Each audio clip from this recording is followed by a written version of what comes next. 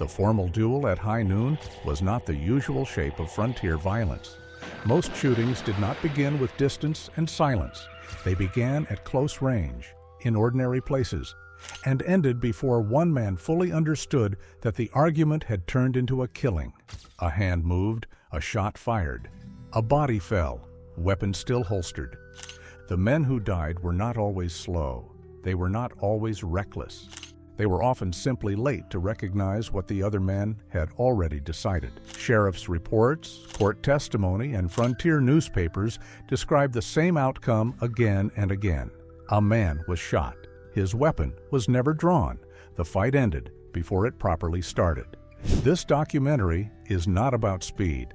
It is about failure before movement. 13 mistakes drawn from real saloons, boardwalks, doorways, and confrontations that got men shot before their hand touched iron. We're starting at number 13 and counting down the mistakes that ended gunfights before they began. Number 13. Standing with your back to the bar mirror. In a frontier saloon, a man's position at the bar was not a matter of convenience. It was a calculation. The long mirrors mounted behind most bar counters served a practical purpose beyond vanity and commerce. A man facing the glass could see the room behind him without turning. He could watch the door, track movement across the floor, and notice a hand dropping toward a belt before the threat had closed distance. Standing with your back to that mirror surrendered the only tactical advantage a saloon offered. Contemporary accounts from towns like Abilene and Deadwood describe altercations that began at the bar and ended before the victim turned around. A man focused on his drink, shoulders hunched toward the counter, could not see the approach. He could not gauge distance. He could not read the intent in another man's posture until it was too late to respond. Saloon keepers understood this dynamic. Some positioned their mirrors deliberately to give favored customers a clear view of the entrance. Others angled them to cover blind corners where trouble might gather. The glass was part of the architecture of survival, and men who spent time in such places learned to use it. The mistake was treating the bar like a place of rest. A man who turned his back to the mirror, who faced the bottles and the wood and the bartender instead of the reflection of the room, had decided that comfort mattered more than caution. In a room full of strangers, some of them armed, that decision often proved final. Number 12. Touching the gun. During an argument, words escalated disputes. Hands ended them. When a man reached for his weapon during an argument, even unconsciously, he signaled something he may not have intended. To the man watching, that movement communicated a willingness to escalate. It suggested the conversation had crossed into territory where steel would decide the outcome. The problem was timing. A hand resting on a grip, adjusting a belt, or brushing against a holster did not mean the owner intended to draw. But the man across from him could not know that. Reported incidents from cattle towns and mining camps describe shootings that began the instant one party touched his weapon. The other man, watching for exactly that signal, drew and fired before the first had even cleared leather. Touching the gun announced intent. Whether that intent was real did not matter. The signal had been sent, and once sent, it could not be recalled. Men who survived frontier violence understood this rule without needing to articulate it. Your hand stayed visible, open, and away from your belt until the moment you had committed to drawing. Anything else invited a response you might not survive. Number 11. Sitting on benches without arm clearance. A seated man was a slower man. In the saloons, card rooms, and boarding houses of the frontier, benches were often pushed tight against tables or walls. A man sitting with his elbows pinned, his hips locked against wood, and his dominant hand blocked by the man beside him had surrendered his ability to draw before he ever needed it. The mechanics were simple. Drawing a revolver from a belt holster required space for the elbow to swing back and the hand to rise. Without clearance, the motion jammed. The grip caught on the table edge. The arm tangled with the man sitting too close. By the time the seated man fought free of the bench, the fight was already over. Card games created particular hazards. Men sat close together, focused on the table, their hands occupied with chips and cards. The moment a dispute escalated, several armed men found themselves trapped in a cramped space where none of them could move freely. The man who had positioned himself with clearance had an advantage before a single word was spoken. Court records from frontier towns document shootings that occurred across card tables, in cramped hotel dining rooms, and on church pews during contentious meetings. The men who died were not always unarmed. They were simply unable to reach their weapons in time. Experienced men chose their seats deliberately. They sat at the end of the bench, kept their gun sidearm free, and positioned themselves where standing was possible without obstruction. They did not allow themselves to be wedged into corners or pressed against walls by men they did not know. The men who did not think about these things learned why they mattered only when it was too late to matter at all. Most men never realized this mistake until after it mattered. It raises an uncomfortable question about how often danger announces itself, and how often it doesn't. Number 10. Wearing a coat you didn't practice drawing from. A revolver worn under a coat was a revolver that might as well have been locked in a trunk. Frontier men wore coats for warmth, for protection against dust and rain, and for the simple dignity of appearing presentable in town. But a coat changed the mechanics of the draw. The hand had to sweep fabric aside before reaching the grip. The motion was longer, slower, and prone to snagging on buttons, linings, and folds of heavy wool. Men who practiced their draw did so in their working clothes. They knew exactly how their hand would move, where the grip would meet their palm, and how the weapon would clear the holster. A coat introduced variables they had never rehearsed. Accounts from frontier towns describe men who fumbled with their garments in the seconds before they were shot. The hand went to the coat instead of the gun. The fabric bunched instead of sweeping clean. The draw that had been smooth in shirt sleeves became awkward and slow under layers of wool. The mistake was not wearing a coat. The mistake was assuming the draw would work the same way it always had. It rarely did. Number 9. Standing square instead of angled. A man who stood square to his opponent gave away more than he realized. Facing forward felt natural. It felt direct, it felt confident, but it exposed the largest possible target: chest, abdomen, hips, and locked the body into a static position at the exact moment movement mattered most. A square stance slowed the draw. The elbow had less room to clear. The shoulders had nowhere to rotate. Weight sat evenly on both feet instead of favoring motion. When the moment came, the body hesitated before the hand ever reached the gun. Standing angled changed everything. A slight turn narrowed the target and aligned the body for movement. One shoulder dropped back. The gun sidearm cleared more easily. The feet were already positioned to step, pivot, or retreat. Nothing about the stance looked dramatic, but it bought time where time was otherwise unavailable. Men who had been through violence learned this without instruction. They did not face threats head-on. They adjusted their bodies subtly, often without conscious thought, preparing for motion before committing to it. The men who stood square were often those who still believed confrontations unfolded in stages. They faced their opponent as if waiting for a signal, a word, a movement, a cue that would tell them when to act.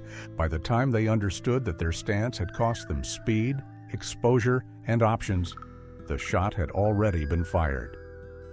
A mistake made with the feet ended the fight before the hand ever mattered. Number 8. Trusting town disarmament rules. Many frontier towns required visitors to surrender their weapons upon arrival. Dodge City, Tombstone, Ellsworth, and Wichita all enforced ordinances at various times that prohibited carrying firearms within city limits.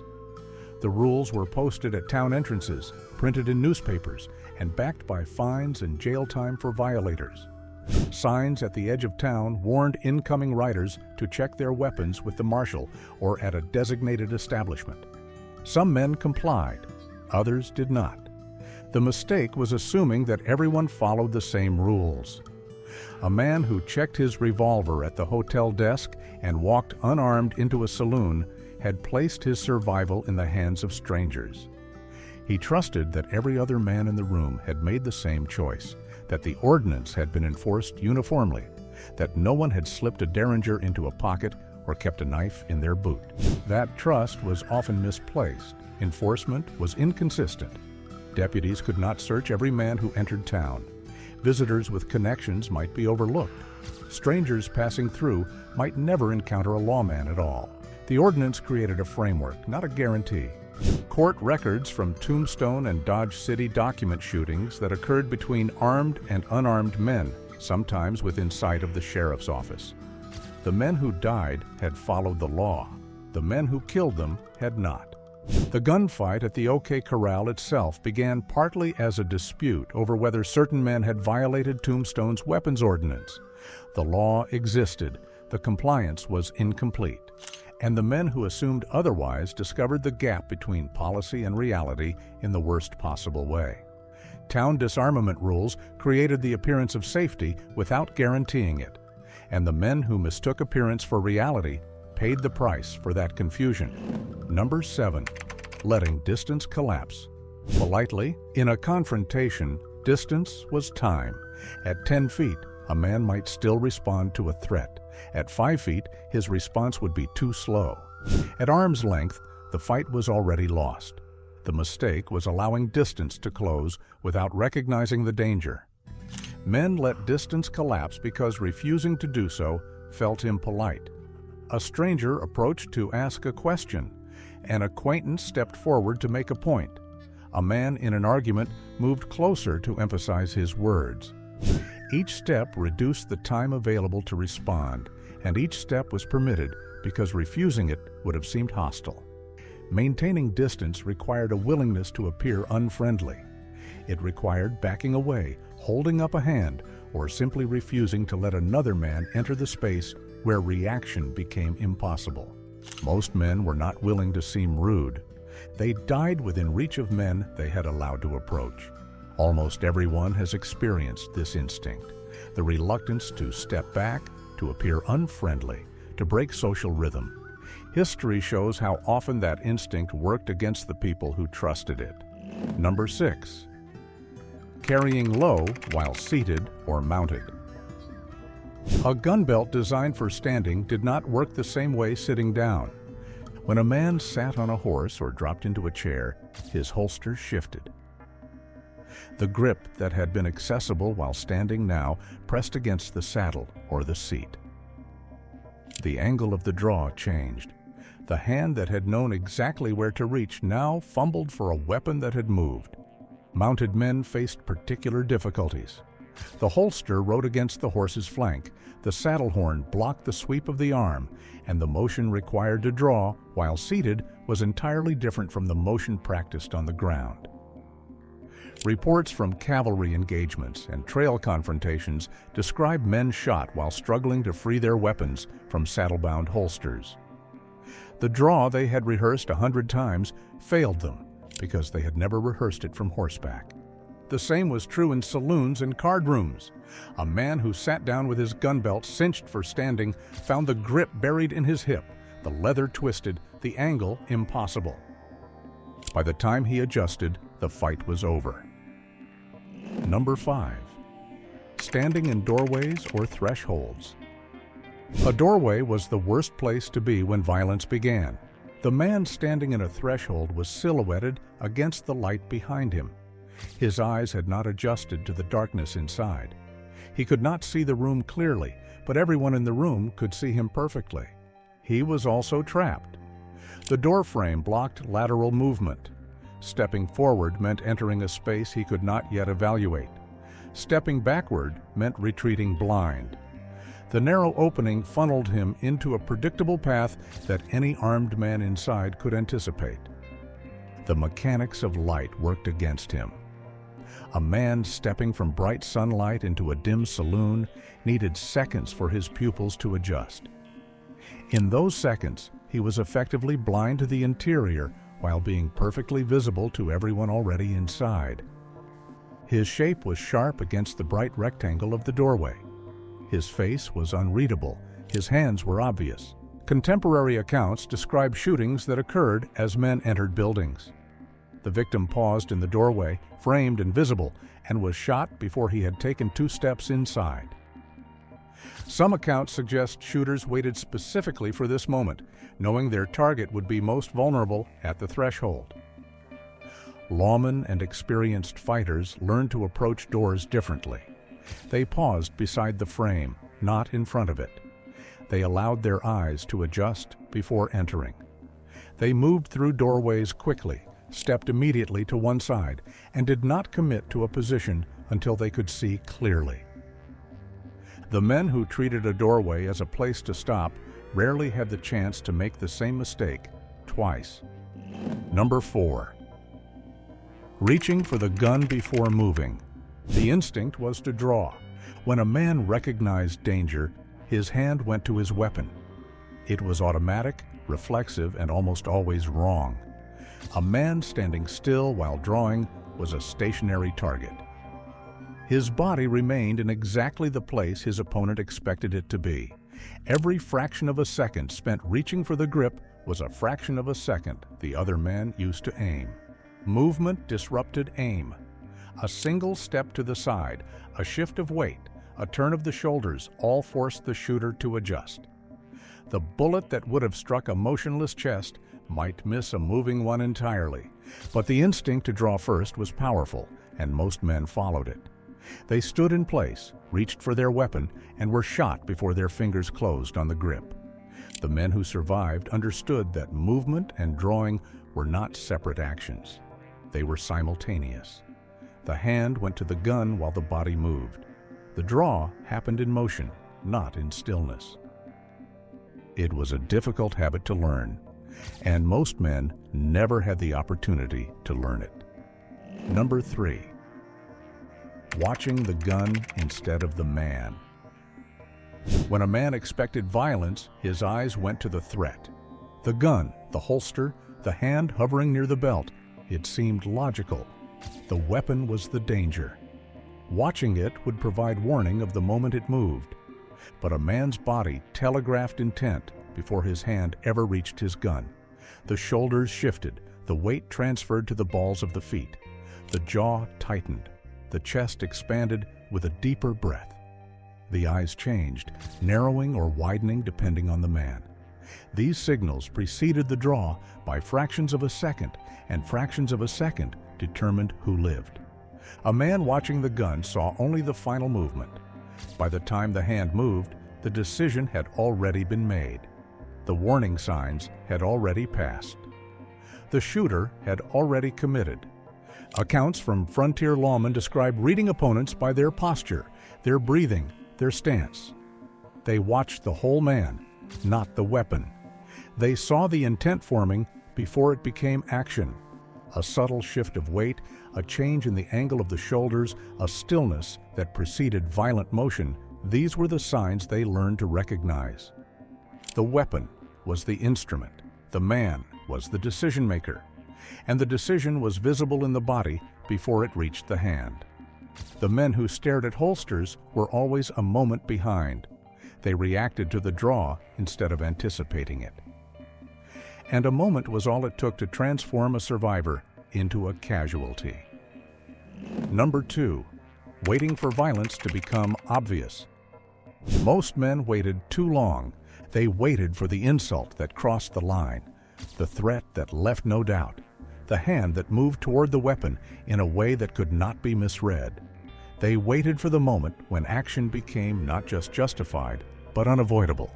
By the time violence became obvious, it was already happening. The first shot had been fired. The knife had been drawn. The moment for response had passed into the moment of consequence. The mistake was waiting for certainty in a situation that would never provide it. Frontier confrontations rarely announced themselves. They built slowly through words, postures, and movements that might mean nothing or might mean everything. An insult could be a test. A threat could be a bluff. A hand near a belt could mean tension or habit. The signals were ambiguous, and ambiguity invited hesitation. But the man who intended violence did not wait for certainty. He acted at the moment he had decided, regardless of whether that moment was clear to anyone else. His timeline was internal, and it did not pause for the man across from him to catch up. Survivors described a different kind of awareness. They recognized the point at which a confrontation had crossed from argument into danger, the moment when the other man's options had narrowed to violence and nothing else. They acted at that threshold, not after it. They did not wait for the draw to begin. They read the situation and responded before the situation resolved itself in gunfire. The men who waited for proof were asking for a warning that violence, by its nature, does not provide. They wanted clarity, and they received it only in the form of a bullet. Of all the mistakes covered so far, this one was the most common and the hardest to recognize while it was happening. Number 1. Believing speed was the deciding factor. The myth of the fast draw dominated frontier legend then, and it dominates popular memory now. The fastest hand won. The quickest reflex determined survival. Speed was everything. It was a comforting belief. It suggested that survival was a matter of skill, of practice, of measurable ability. It implied that the man who trained hardest would be the man who lived. It promised a kind of fairness, a contest where the better man prevailed. The evidence suggests otherwise. Men were shot because they were positioned poorly, because they signaled their intentions too early, because they allowed distance to collapse, because they waited for certainty that never came. They were shot before they ever drew, because the fight had been decided in the moments before hands reached for weapons. Speed mattered only when everything else was equal. And everything else was rarely equal. The man who stood in the wrong place, who watched the wrong thing, who hesitated at the wrong moment, was already behind before his hand moved. The fastest draw in the territory could not compensate for a mistake made 5 seconds earlier. A lightning reflex meant nothing if the bullet was already in the air. This was the truth that legends never captured. The dime novels celebrated the quick hand. The newspapers reported dramatic showdowns. The survivors told stories that emphasized skill and courage. But beneath the mythology lay a simpler, less dramatic reality. The gunfight was not decided by the draw. It was decided by everything that happened before the draw. Position, distance, awareness, timing. The ability to recognize when a situation had crossed from tension into violence. The willingness to act before certainty arrived. These were the factors that separated survivors from casualties, and by the time a man reached for his weapon, the outcome had usually already been written in the decisions he had made minutes, hours, or even days before. 13 mistakes, none of them were about speed. Each was a small failure of awareness, positioning, or timing. A man stood in the wrong place. He trusted rules that others ignored. He let distance collapse. He watched the wrong thing. He waited too long for a signal that never came clearly. He believed that his reflexes would save him from errors his mind had already made. These were not reckless men. Many of them were armed. Some of them were experienced. They had walked into confrontations before and walked out again. They had no reason to believe this time would be different, but they simply failed to recognize the moment that mattered until that moment had already passed. The frontier did not forgive hesitation. It did not reward those who waited for certainty. It did not care whether a man was fast if he was already positioned to lose. The calculus of violence was indifferent to intention, to preparation, to confidence. It measured only the gap between recognition and response, and it closed that gap with finality. The men who survived understood something the legends never taught. The fight was not won by the hand that moved first. It was won by the man who had already made the right decisions before either hand moved at all. Position over speed, awareness over reflex, timing over technique. That is the truth the myths forgot. And it is the truth that decided in saloons and on boardwalks and in doorways across the American frontier who walked away and who did not.